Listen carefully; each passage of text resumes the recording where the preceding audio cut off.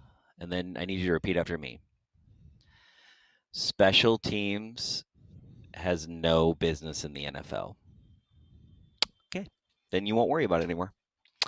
All right, we're done. Go back to shot. Wise words from a man living across the street from Lambeau Field. Jerry Mannion, Tom should be moved to left tackle. Never going to happen. I get the idea. I see where your head's at, but it's never going to happen. Don Vito 608. If we lose to 40-year-old Joe Flacco twice in the same season, I'm going to quote my grandma and take a long walk off a short pier. Don Vito. That would be hilarious. I think it would be funny. But I try to find humor and positivity in all things NFL. Gallows humor. Not when it comes to baseball, but everything else. Of course not. Ruben Martinez, Nags, let's get Christian Wilkins. That man can use kissing the other team's QB as motivation to destroy that pocket. I love him mic'd up. I love him as a player. It seems like there's a lot yet to come out from the incident there with the Raiders.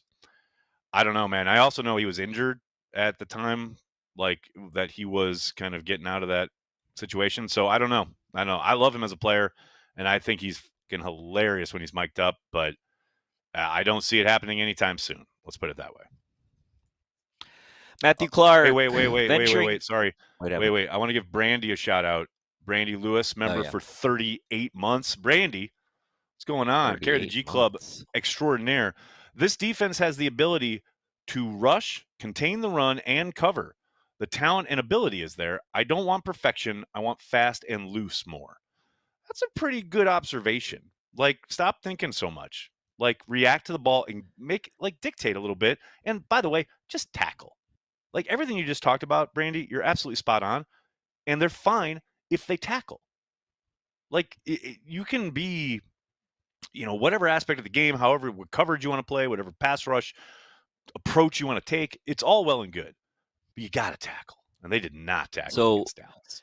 So what I'm hearing is you want a little bit more of game 1 and a little bit less of game 4. Yes? Yeah, I think that probably sets it up. That sets it up well. No doubt. Get it. Matthew Clark. Venturing to bed at 6:30 a.m. after the Cowboys tie led to vast amounts of groveling to Mrs. C, required with promises of never again. Roll on Sunday. Go, Pack, go. I don't believe you, Matthew. I don't know about never again, Matthew. It feels like it may happen again, but we'll see.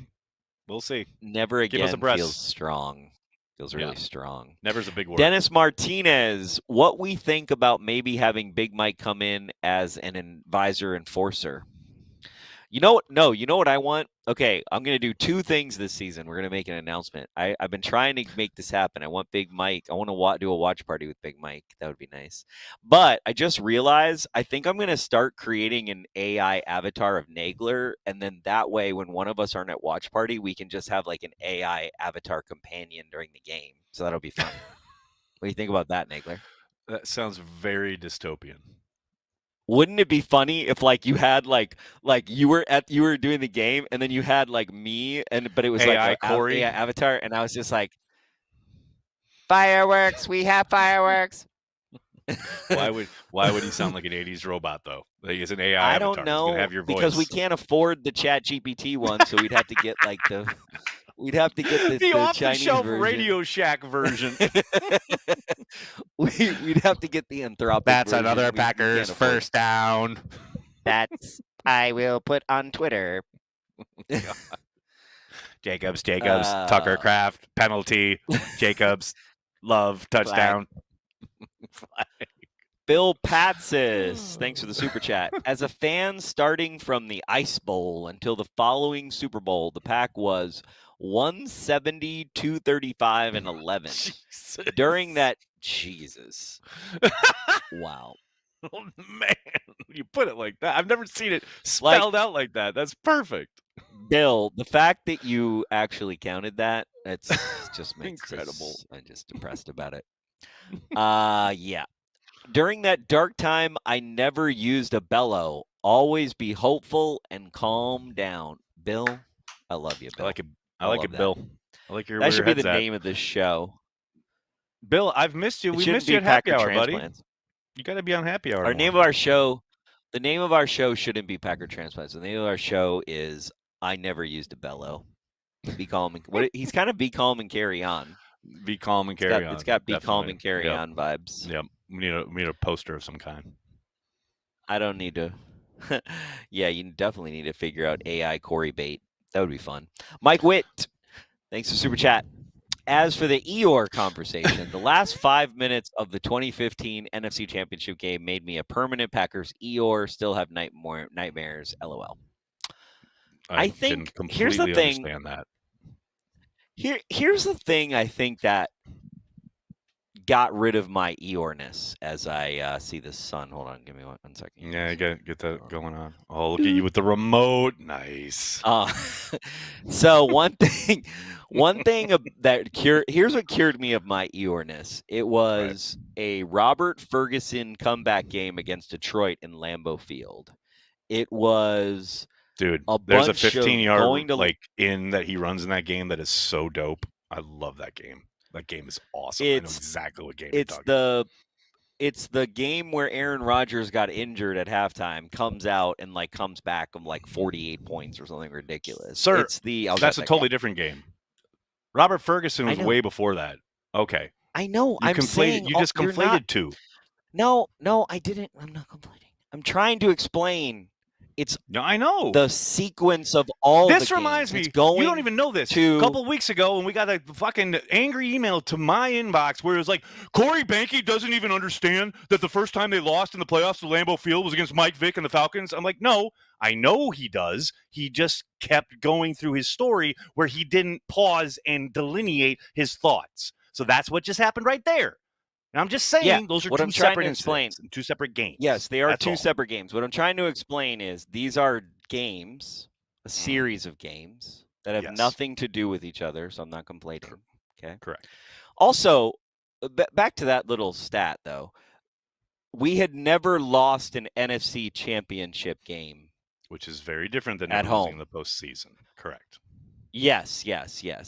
But before Michael Vick, we hadn't lost in the postseason in Lambeau, so that is kind of true. I forgot about that. That was 2007. It was awful. 2007. It was all awful. Yeah. So I guess my point about the Eeyore-ness is that a series of games, not the 2015 NFC Championship game, which I was at as well, but a series of games that were inevitable for us to lose, we won. With shitty teams or not very good teams, always a good quarterback because, I've spent the last 35 years with the Packers. With really good quarterbacks. Right. It's just there's always a chance with this team. And I think that it's easy, there's just always a chance. And there always has been since 1994-ish. Yeah, essentially, right? Since they traded for Brett. And then, he came on the scene. No doubt. That's what Ron said, right? You know that the field tilted every time Brett took the field. And since then, they've always had a chance. Always. Mike Witt, watch party with Murphy, Big Mike, and 1265 guy. Come on with the 1265 guy.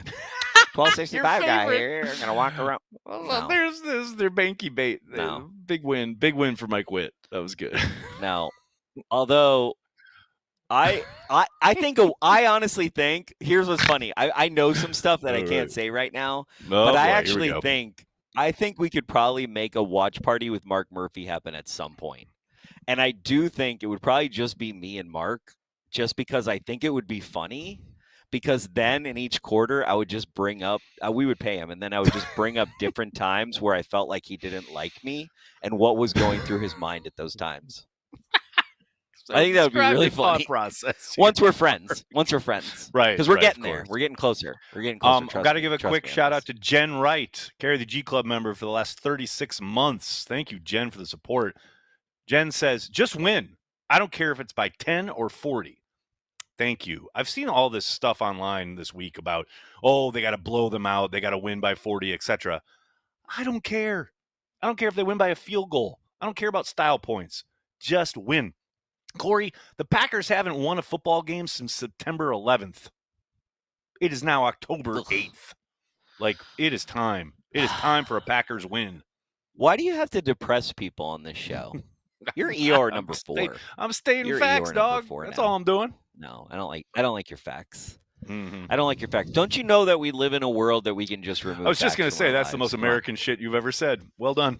Yeah, I don't like your facts. You don't like your facts. Make the Packers great again.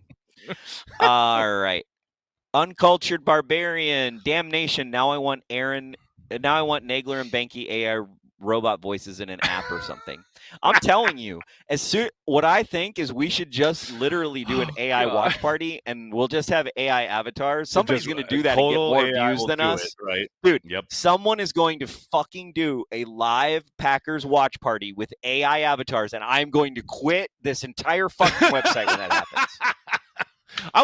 We're not far away, because I literally today got 2 different fucking videos in my TikTok feed.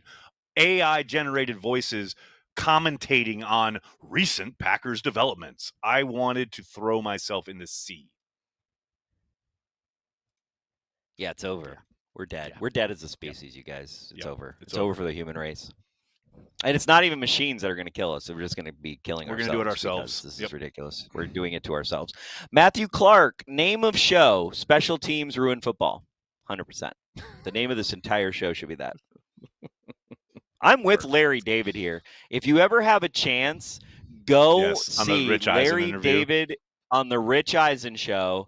Exactly what he says about special teams in the NFL, I believe. I will get behind. I can be the banner holder right behind him. And I can bring my pitchfork whenever he lets me know when he's ready.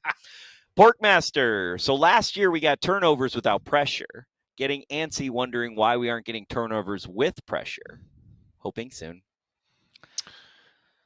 And it's not just with pressure, right? Like, that's what we talked about on the defensive side and the secondary approach. I do think there's something there, and they should hopefully start generating a few if they're a tad more aggressive. But I also think, and Matt kind of joked about this, but it's true. Like, they do come in bunches, and they are attacking the ball when the ball carrier, like when there's a group, someone's grabbing the guy and then another guy's punching at the football. That will happen, and that will come in time. Like, it's something we saw all summer long. They're certainly emphasizing it. It hasn't happened yet, but I do think eventually that dam will break. It's going to happen. But Porkmaster, you're not wrong in making that observation. Mike Witt. Oh, hold on, sorry. Mike Witt, just remember, guys, nobody went to Bo Callahan's birthday party. Nagler's favorite movie. Draft Day, one of the worst pieces of film ever hoisted upon a unsuspecting public. What do you mean? What do you mean Kevin Costner doesn't just call people and then execute 4 trades within the span of 2 minutes? 5 minutes, and, right? And get his first-round draft pick back after 23 picks? That doesn't happen in real life, you guys? Yeah, apparently not, no. Wait, Jennifer, the vice president of finance, doesn't date the. Although, did you see what happened with the Jets? There's some crazy stuff with the admin of the Jets. Yes. So, like, I was just about to bring up the whole Jennifer Garner, Kevin Costner thing, and then I was like, actually, like, yeah, executives in football are just as bad as all of us. Good Lord, there's some crazy stuff happening over there in the Jets. It's really terrible. It's really bad. Joe Mailman. Watch party and robot voices. No, yeah, so we can get less people. Yeah, no. I mean, we already don't have anybody watching us as it is. We don't need to drive more people away. We don't need that.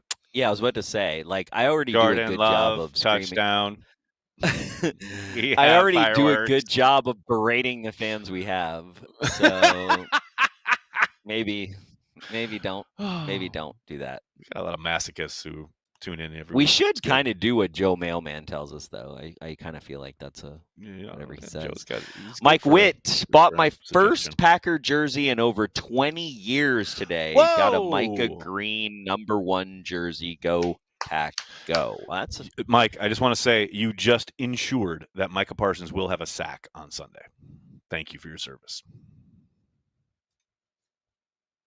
Okay, that's a bold statement there, Cotton. It's happening. It's happening.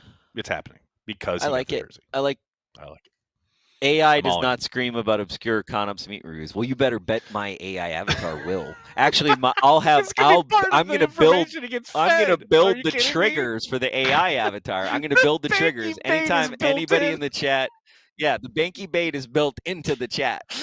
So, Behnke GPT. Behnke GPT, what are your triggers? If anyone says a brat and then cheese, here are my food triggers. Here are my NFL triggers. It's gonna be good. Oh my god! I'm gonna build. Honestly, what we should do is we should build each other's avatars because they'd probably be more factual. Because we know. Like I should build the Nagler. You know what buttons to press I should for build me. Nagler GPT, and you build. I know Behnke what buttons to GPT. press for you. Yep, 100%, no doubt. But then what's funny is what I feel like is the AI slop of the watch party will be the AIs will stop watching the game and they'll just start battling each other because they'll realize what their triggers are. And so then they'll like trigger each other forever. That won't be good. Then no one will watch. Trigger each other on an endless loop. And never end the stream. They'll never. Yeah, that's it. Hey, we'll rake it in, baby. It'll just be a continuous stream. I like it. I'm all in on this idea. Porkmaster, do you guys like the new tiny logo Packers hats? I haven't seen them. Yeah, I own one. I do. I like them a lot. I know there are always going to be people who hate whatever because that's the world we live in, but no, I like them. I think they're cool. A Uncultured Barbarian, Negs, there are far worse movies than Draft Day. I once sat through a movie called Rubber about a killer tire. Come on, really? That sounds amazing, actually. And that sounds exponentially more entertaining than Draft Day. Dennis Martinez, nice hat, Negs. Thank you. Unfortunately, the Brewers are not doing their part right now, down 4-1 after the first. But score? A lot of ball game left. 4-1. But hey, anybody who watched the Yankees game last night can tell you a lot of ball game left. Mike Witt, I miss Behnke's rants about rants. I miss Behnke's rants about corn on watch parties. Don't worry, they're coming. Don't worry. We'll get plenty more where that came from.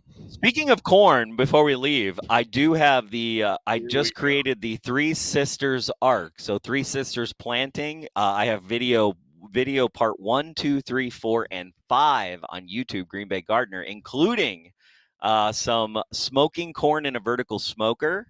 And harvesting corn. So if you're into Behnke corn, there's a lot of Behnke corn out there on the YouTubes.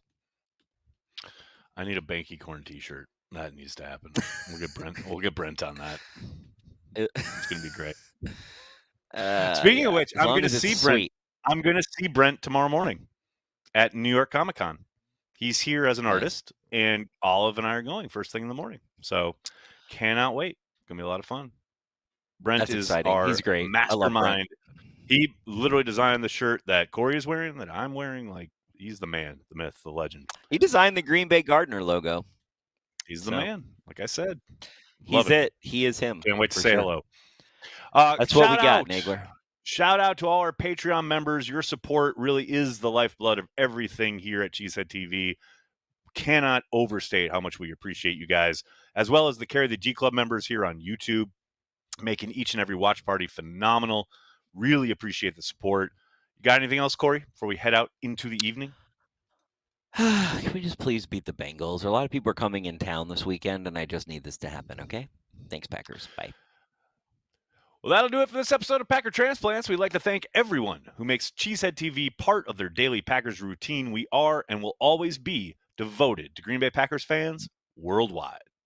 I think it's a fluid situation, and I know you guys love it, especially Nagler. I can see you smirking at me right there.